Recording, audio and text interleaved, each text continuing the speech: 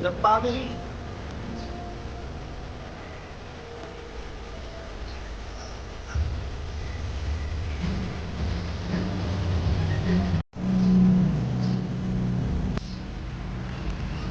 Isang mapagpalang araw po sa inyong lahat mula po dito sa Pulilan, sa Teddy de Guzman Resort. Hatid ko po ang ating unang pagbasa at pagninilay sa araw na ito ng Huwebes, April 20, 2023, ikalawang linggo ng Pasko ng Pagkabuhay. Ang ating pong unang pagbasa at pagninilay ay hinango sa mga gawa ng mga apostol, chapter 5, verses 27 to 33.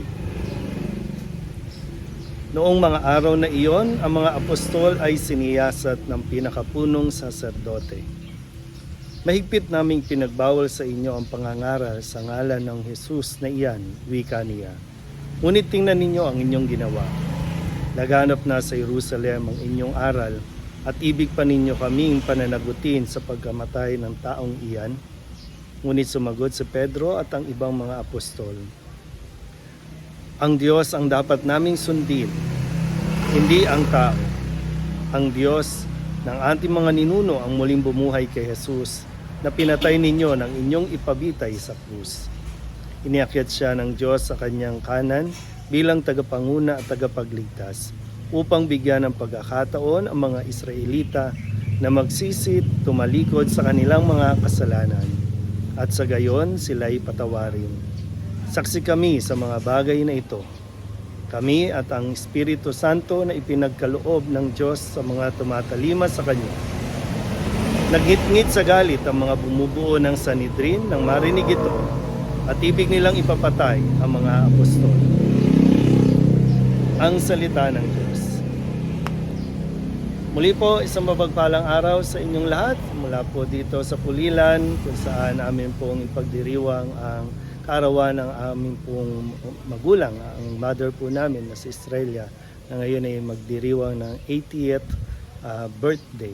At patuloy po kami nagpapasalamat sa Panginoon sa biyaya ng buhay at nawa ay patuloy pampalakasin ang kalusugan at pangangatawan ng aming pong mother.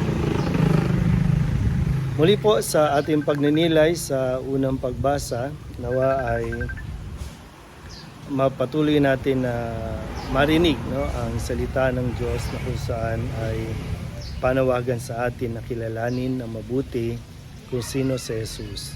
At akuin natin sa ating buong pagkatao kung ano at sino si Jesus sa buhay natin, dahil kapag kinilala na natin si Jesus ng buong buo, hindi tayo matatakot sa anumang mga pananakot ng mga tao, kundi ay ito yung pangahawakan natin para ipagpatuloy ang ating misyon sa buhay.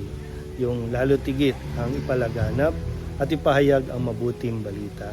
Kaya nawa sa pagdiriwang natin ng Pasko ng Pagkabuhay, ang konteksto na maramdaman nawa natin na ang pagkabuhay ni Kristo ay dahil sa kanyang pagmamahal sa atin. At dahil doon, maging tayo rin ay handang mag-alay ng buhay para sa mabuting balita.